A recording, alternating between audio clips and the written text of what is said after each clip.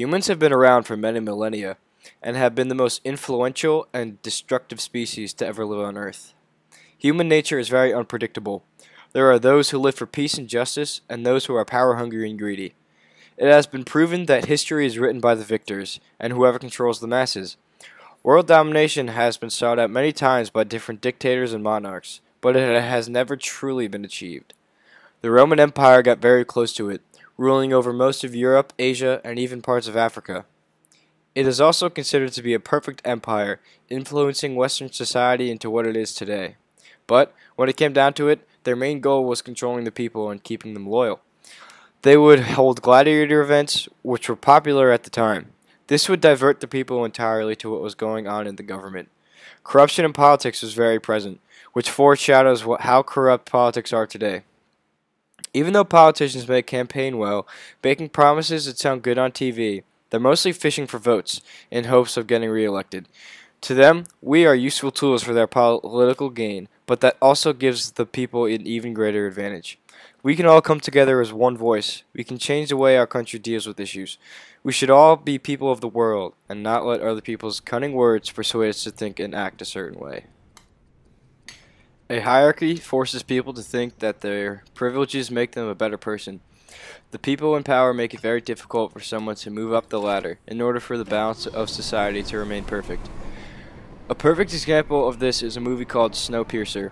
In a post-apocalyptic ice age, the remaining humans live on a train that constantly moves around the Earth, running on a self-sustaining engine, which is to them sacred. In the back of the train are all of the poorest people, who couldn't afford to buy a ticket on the train and had to literally fight to the death just to board. These people are treated like prisoners, given absolutely no rights, and are fed protein blocks made only from insects. One high-ranking woman named Mason, played by Tilda Swinton, explains in a speech how life works on the locomotive.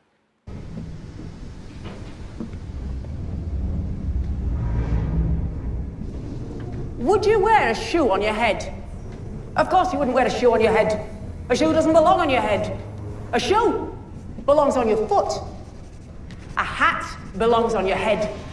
I am a hat. You are a shoe. I belong on the head. You belong on the foot.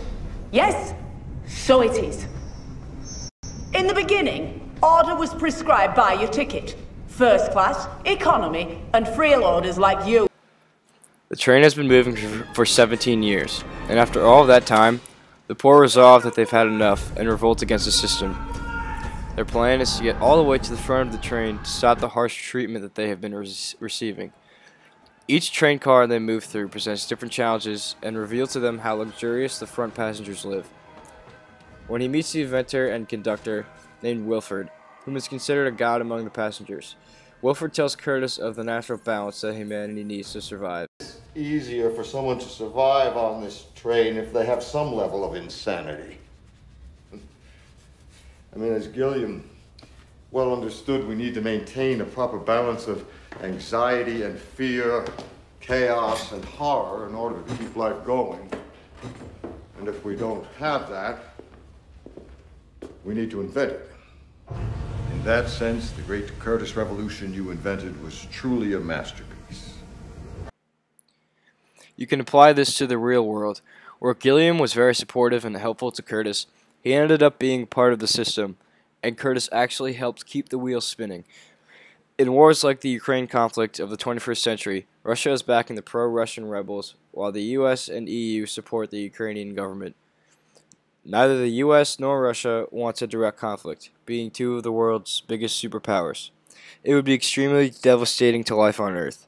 So, in order to sustain life, both superpowers provoked the Ukraine War and Syrian War, attempting to seize control of both nations.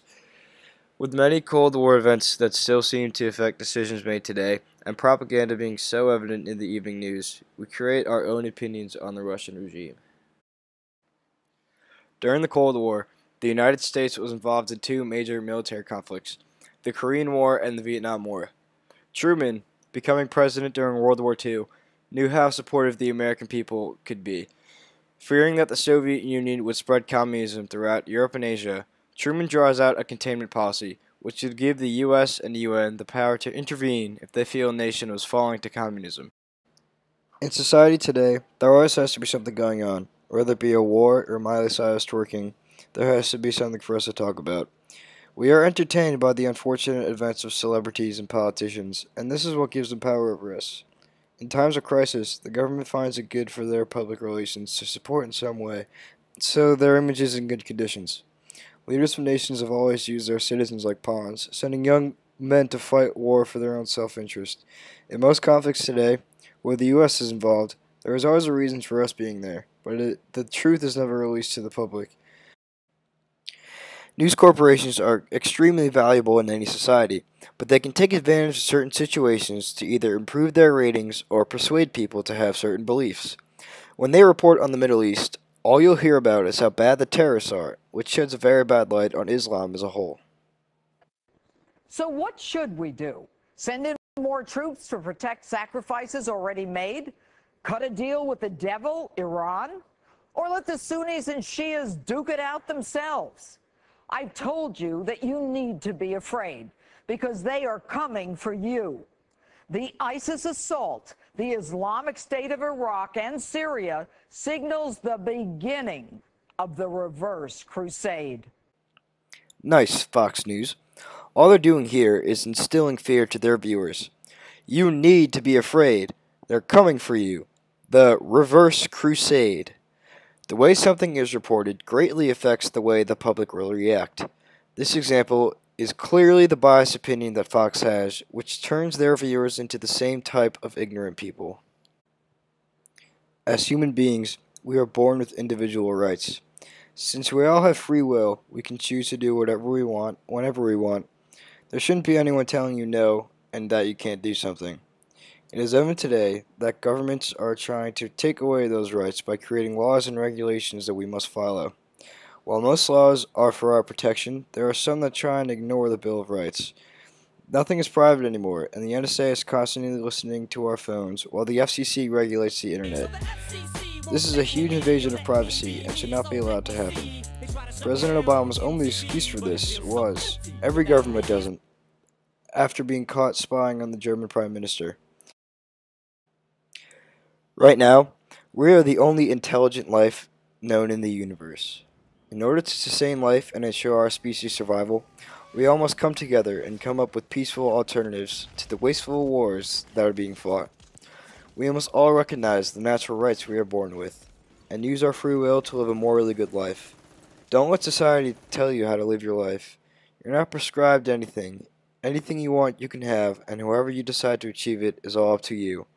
In order for us to survive, we must learn to accept the differences people have and understand that we are citizens of the world.